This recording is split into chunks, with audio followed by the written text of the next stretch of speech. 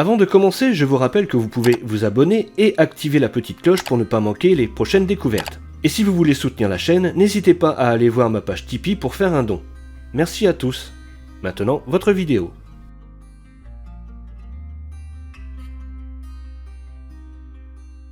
Bonjour à vous tous et bienvenue.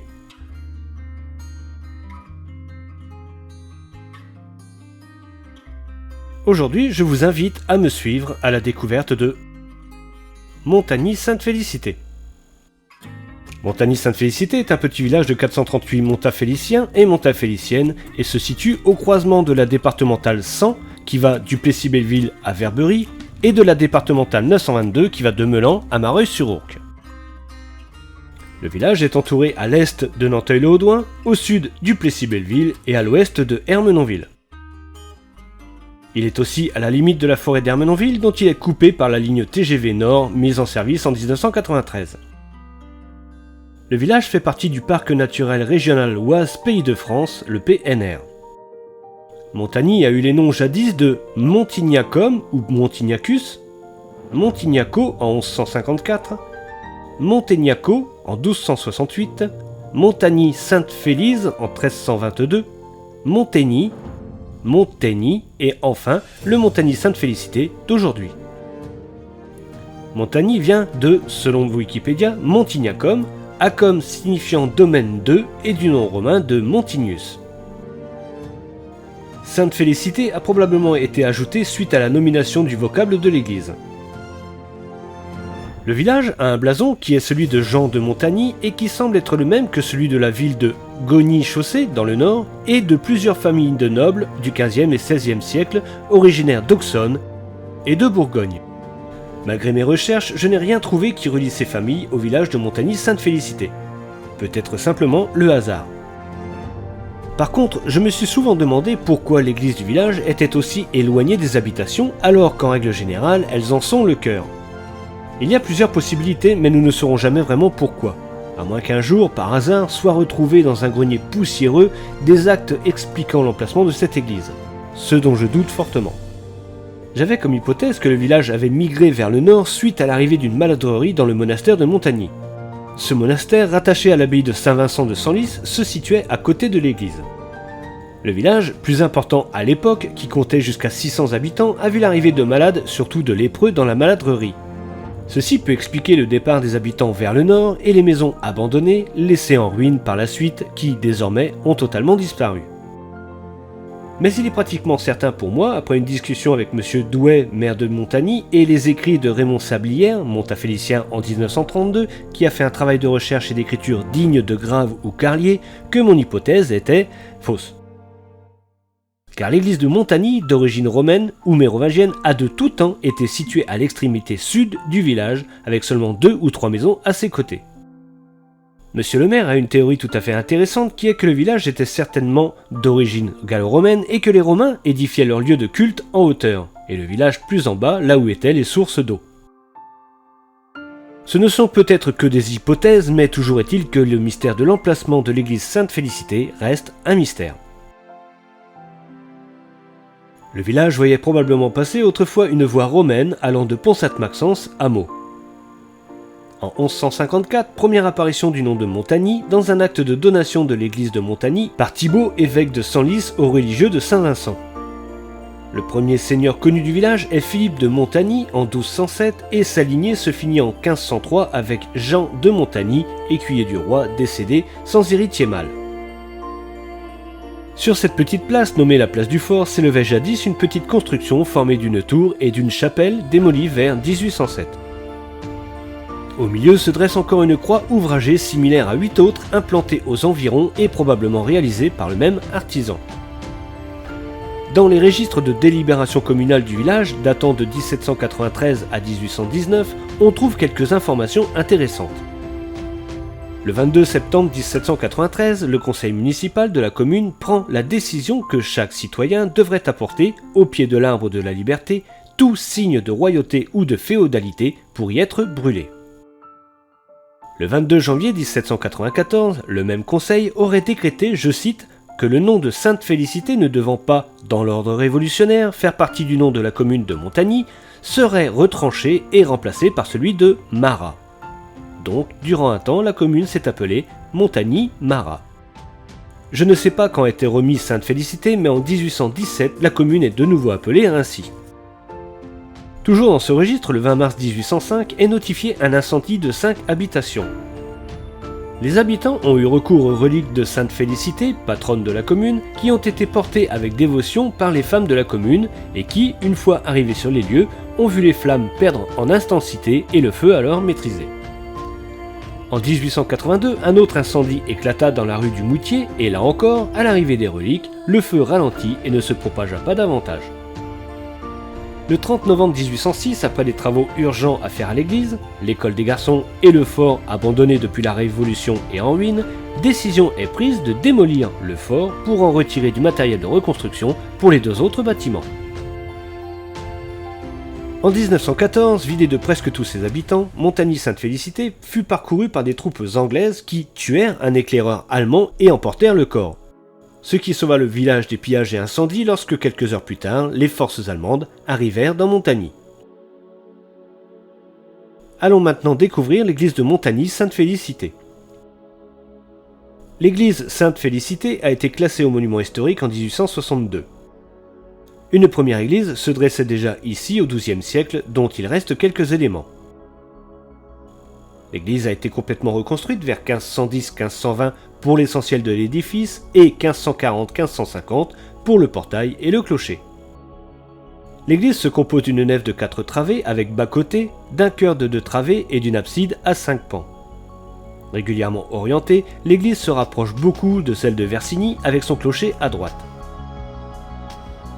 La sacristie vient malheureusement contrarier la façade en obstruant le bas-côté nord. Une lancette de l'abside a été condamnée pour installer à l'intérieur le retable que nous allons bientôt découvrir.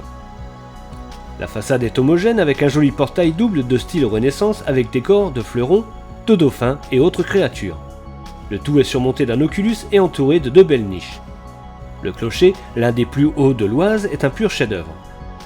Cette tour, avec sa haute et élégante flèche octogonale de 30 mètres, compte 3 étages et est accompagnée au sud-est de sa très belle tourelle d'escalier. La cloche de l'église se nomme Marie-Pauline et a été fondue et bénie en 1735. L'étage de beffroi compte 2 baies à basson jumelées sur chaque face et la flèche est percée d'étroites baies de quadrilobes et d'oculi qui diminuent la prise au vent. A noter une inscription gravée sur un mur nord du chœur qui date de 1686. Sur ce même côté, sur la première travée du chœur, 2 portes comblées qui pouvaient servir à passer directement au prieuré. Et l'intérieur nous réserve encore quelques surprises. L'église se compose donc d'une nef de 4 travées avec bas-côté, d'un chœur séparé par la nef par une très belle grille en fer forgé, avec bas-côté aussi, et d'une abside pentagonale. La nef est large et munie de jolis bancs et les bas-côtés sont réservés à la circulation. Toute l'église est voûtée d'ogives avec quelques clés de voûte armoriées. La première chose qui m'a surpris, ce sont les bas-côtés fermés du chœur.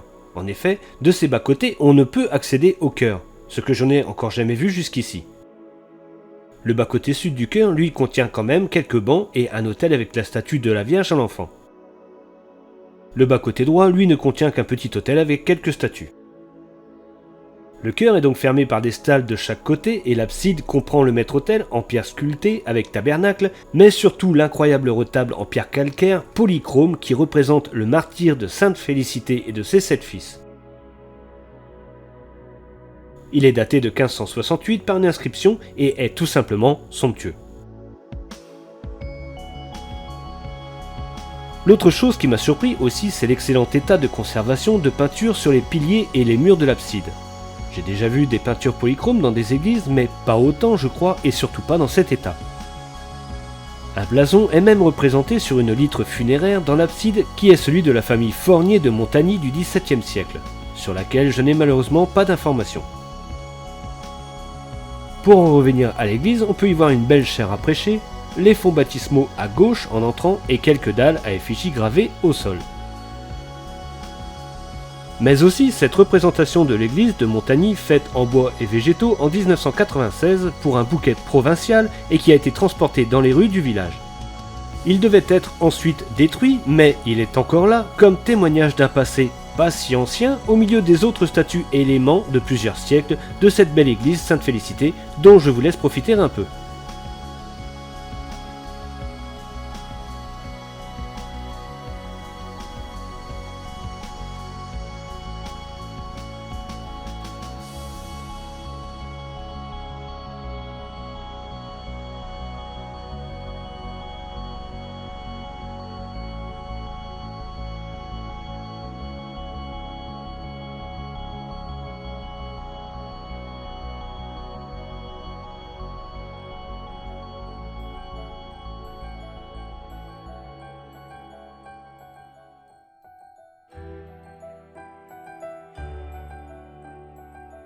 Pour finir avec cette église, il faut savoir qu'elle a servi de décor à de nombreux films tels que Trafic d'influence, Coexister ou encore Doberman. L'église a servi aussi de décor pour des scènes des Guignols de Canal+ et pour un clip de Barbara Hendricks. Retournons dans les rues du village. Le monument aux morts se trouve dans le cimetière qui accueille une tombe d'un soldat du Commonwealth. Il y a 5 croix de chemin, une sur la place du fort, une à la sortie du village direction Baron, une autre devant l'église, une autre un petit peu plus loin, et une 5e se trouve devant l'aire de jeu, mais elle est actuellement en restauration. Aire de jeu vraiment très grande et bien aménagée à côté de la maison des loisirs, salle des fêtes communale. Cette maison des loisirs a fait partie de l'opération 1000 clubs jeunes qui visait à remplacer les maisons des jeunes et de la culture qui avaient du mal à se construire dans les petits villages en raison de leurs coûts. Ces 1000 clubs jeunes furent payés par l'État et donnés aux communes à charge pour elles d'en assurer la construction avec l'aide des jeunes du village. Celle de Montagny-Sainte-Félicité fut la première du département, suivie par Brenouille et Bay. Le petit chemin qui longe cette maison est appelé place du Jeu d'Arc. Jeu d'Arc qui était entre cette superbe allée plantée de très beaux arbres. Le village a désormais son Jeu d'Arc un peu au nord de l'ancien, très bien aménagé d'ailleurs. Sur un plan cadastral de 1812, on peut voir écrit à l'emplacement de l'aire de jeu le jeu de battoir. De ce que je sais, le jeu de battoir était l'équivalent du cricket anglais au XVIe et XVIIe siècle. Il y avait donc à Montagny un jeu d'arc et un jeu de battoir. Restons dans les loisirs pour apprendre que la municipalité va bientôt faire aménager un city-stade dans la commune et qui sera, et là c'est une première dans l'Oise, voire en France, modulable pour en faire une patinoire. Et ce, dès septembre. Donc, chers amis, l'hiver prochain, à vos patins et tous à Montagny-Sainte-Félicité. Pour l'école, Montagny-Sainte-Félicité est un regroupement pédagogique intercommunal avec Ermenonville et accueille l'école primaire avec 3 classes, le périscolaire et la cantine, sans oublier la belle bibliothèque juste à côté. Le village compte quelques associations comme le foot, le jeu d'arc, le comité des fêtes et l'AEP, l'association d'éducation populaire créée en 1973 qui propose des activités de loisirs créatifs ou de randonnée. Le village compte encore 5 fermes en activité. Pour finir, n'oublions pas la brasserie Sainte-Félicité, producteur de très bonnes bières, je vous l'assure. Avec cette brasserie, celle de Néry, de Trumilly et celle malheureusement fermée de Thury en Valois, le Valois est une très grande région productrice de bières. N'hésitez pas à en déguster quelques-unes, mais avec modération bien sûr. Voilà, c'est ainsi que se termine la découverte de Montagny-Sainte-Félicité, village très intéressant pour son histoire, ses rues sympathiques, sa magnifique église et ses mystères. Je remercie infiniment Monsieur Douai, maire de Montagny-Sainte-Félicité, pour son accueil, son aide et pour le prêt des écrits de Raymond Sablière. Je remercie aussi toutes les personnes qui m'ont aidé dans la réalisation de cette vidéo. Je vous donne rendez-vous pour une prochaine découverte d'un village de l'Oise et en attendant, si cette vidéo vous a plu, n'hésitez pas à partager, mettre un j'aime et un commentaire et n'oubliez pas de vous abonner et d'activer la petite cloche pour ne pas manquer les prochaines découvertes. A bientôt. Au revoir Montagny-Sainte-Félicité.